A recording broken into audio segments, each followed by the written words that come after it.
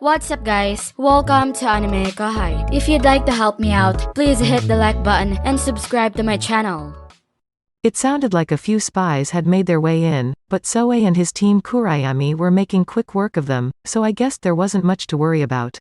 Now, let's take a quick look at the labyrinth structure. Floors 91 to 95 were now where floors 96 through 100 used to be. The town of Rimuru on the surface had been transported lock, stock, and barrel to the lowest level, the temporary floor 101. You had to defeat Veldora to reach this level, and common sense dictated that if things came to that, we'd be screwed anyway.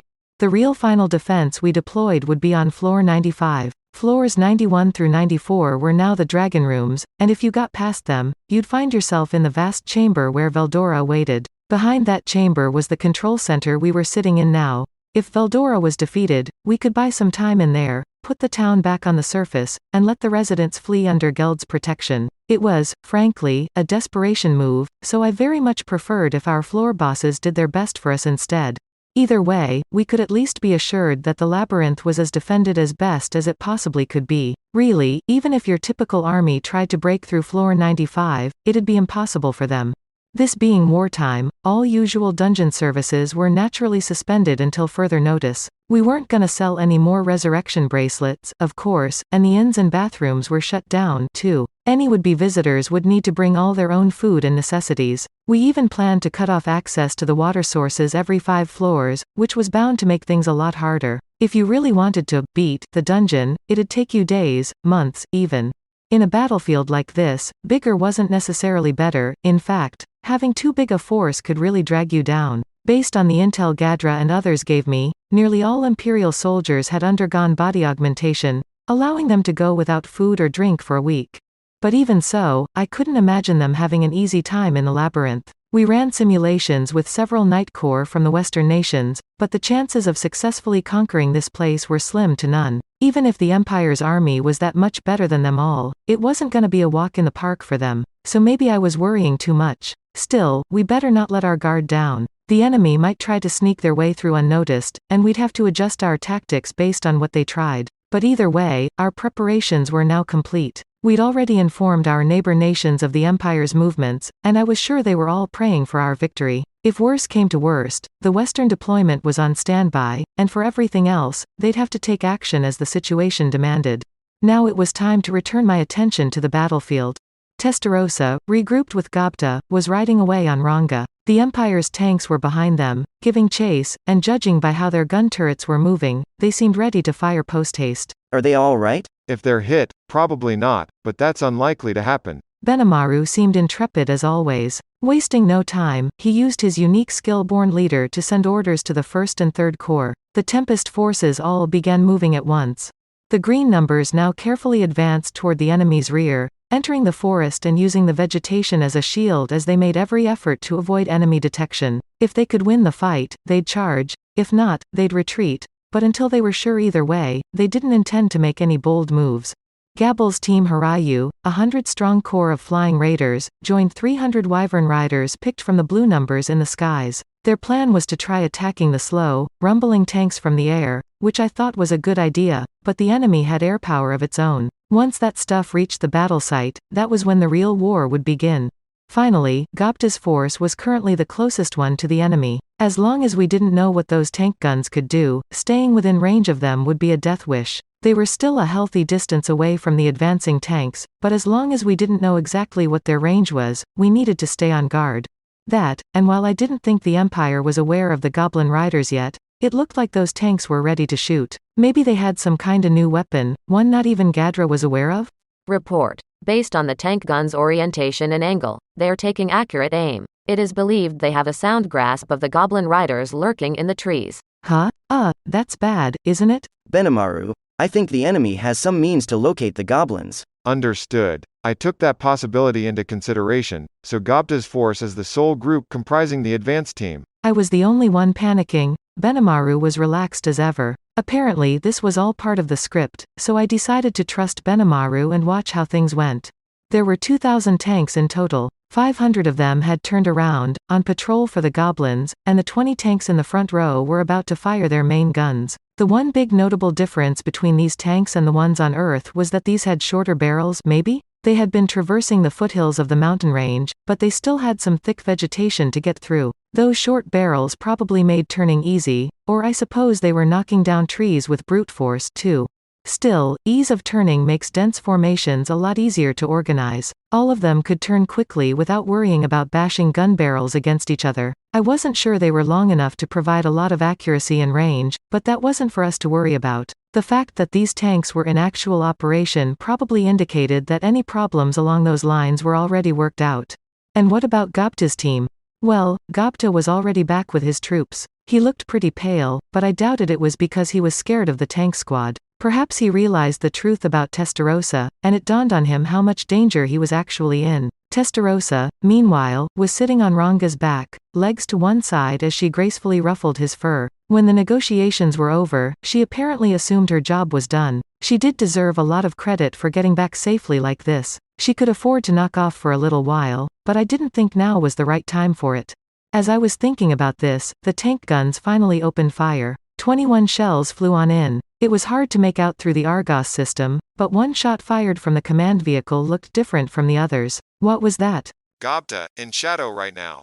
All riders, in shadow. Benimaru left my question in the dust as he gave the order. Gobta quickly responded. Without a moment's pause, the goblin riders used shadow motion to disappear from the scene. Immediately afterward, a rain of shells pelted the area, a storm of 21 lethal blasts. It was a terrifying hellscape to imagine. Understood. The caliber of the tank guns is 120 millimeters, so the mass of the shells is estimated to be approximately 46 pounds. Based on the distance to the point of impact and the time of arrival, the velocity was found to be slightly under 6 times the speed of sound. The kinetic energy of each shell is proportional to its mass multiplied by the speed of flight squared. From these conditions, the muzzle energy and penetrative capacity can be calculated. The velocity drop is inversely proportional to the cross-sectional load. The air resistance is taken into account by simulating the surrounding environment, and these figures are multiplied by the magic power factor inside the shell. I hate to interrupt you while you're having such a ball describing all this stuff to me, but, I don't even know what a stick of dynamite can do, really, so if you could maybe give it to me in beginner terms. Acknowledge. In specific terms, a direct hit would shatter even the Great Gate of the Dwarven Kingdom. Not even an A-ranked dragon could withstand it. Anyone within 15 feet of impact would be severely damaged by concussive force, and survival for anyone ranked C or below would be out of the question. Right, thank you. Could have started with that, wait. Whoa. That's real bad, isn't it? That, plus there was that mystery shell mixed in with them. I began wondering if Gobta was really alright, but my fears were unfounded. As soon as one shell landed, the ground exploded. Then it happened again, 20 times in a row, defacing the terrain. As soon as the last shot hit the target, the space the goblin riders were in burst into flames, a blast of wind and a localized thunderstorm ripping the land apart. All this carnage extended across at least a couple hundred feet, demonstrating the tremendous power of the blast. That must have been the effect of the mystery shell. It was like a nuclear bombardment. How the heck did they develop this? Of course, I could only marvel at it because I knew Gobta's gang was safe. Thanks to their instant response to Benimaru's command, they had all shadow motion out of there. Glad you're okay. I wouldn't call myself okay, sir. The shockwave made it through to shadow space, too. Anybody hurt? No, we're good on that. No casualties, thanks to Benimaru. Gobta replied in his usual cheery voice. I could hear him griping about how much it hurt or something, but, I'm sure he's okay. I'm not sure if Testarossa is capable of shadow motion, but she seems to be fine, so no need to worry about her. For now, the big question is, what's our next move? Time to use thought communication to set up a conference call. Benimaru, Gobta, Testarossa, and I were on the line. I also activated Mind Accelerate to make the best use of physical time as possible. That way, we could have a productive meeting in a matter of minutes. So what do we do now? I wanted to hear Benimaru's opinion. Right now, Gabble and his troops are on their way to launch a raid on the enemy tank force. I'd like Gobta's force to move out and help execute a pincer strike on them. Isn't that dangerous? It is, but Gabble's force will serve as a diversion. Gobta's force will use that opportunity to attack. The tanks pack more destructive force than expected, but their mobility is within our expectations. We stand a good enough chance of winning. Bold words from Benimaru, to be sure. Thanks to this little skirmish, we now knew that Gabble's air force could fly faster than the tank guns could turn. According to Benimaru, if Team Hirayu focused on evasion, they wouldn't be hit by any gunfire. He thought it'd be very hard to shoot them down, but, I mean, really, if I was flying around up there, I'd be pretty scared. Gabble, despite it all, was a pretty seriously brave Dragonute, so I didn't think he'd have a problem with it, but still. Benimaru had a point though. As long as you were in flight, all you had to do was get out of the line of fire, and you wouldn't take any damage. As for Gabble, well, I was sure his fighting spirit would get him through this. That left Gobta's team.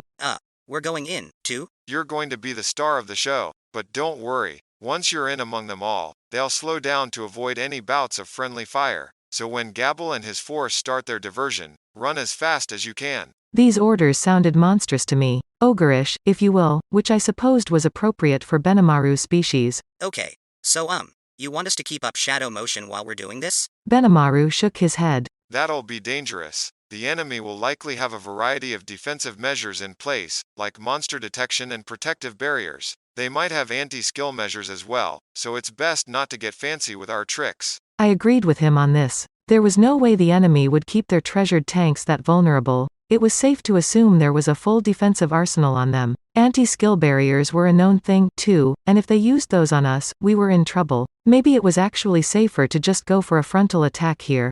There's a Legion magic known as Interface Barrier that I am aware of. It is a magic spell that prevents surprise attacks from other dimensional spaces, but it also may potentially block the Legion from moving. As Benimaru said, a head-on rush is probably the safest way to go.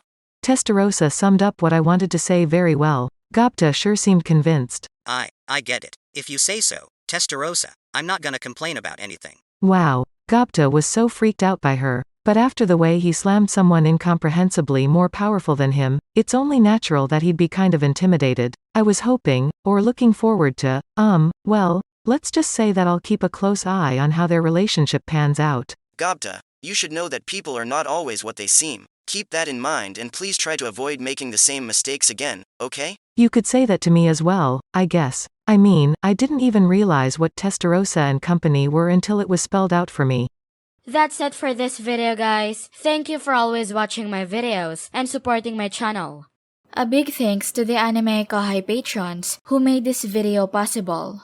Jared Bressler, Sanketh Chelu, Minotaur, Chad Vota, I Like Anime, Ray Perez, Chris Guzman, Havox, Speed Saber, James Waters, Yon Junam, Arijit Das, Quilly Buckner, Curtis Loban, Darius King, Zachary Shui, Donald Williams, Moab A, Day of Light, John M, John Charles, Godman Gaming, Akon Angok, Markithian Tidwell, Trevor Federkins, Andre L. Hamilton, Adrian, Sean Sinclair, Kumo, Tibush, Chang, John L, Fraser Guzman, James, Tojam, Edgar Fuentes, JV, Dirty Old Hobo, Thomas, Edmund, Jay, Christ, Joshua Cousins, Jose Hernandez, Vethelny, Lunel Scarlett, Ryan, Mika Pekarinen, Christian Deshazer, Cal Robs, Professor DJ, Divine C. Harris, KSage 1999, Bass Pulin, Panda Cats, Aaron Alarcon, DeAndre Nance, Oz Hunter, Monty Boy 98, D-Man, Divinay, Wise Viking, Ruben, Maria Vasquez Rodriguez, Luis Caro, Soma Kazuya, Peter Ambak Helsam, Pedro Robles,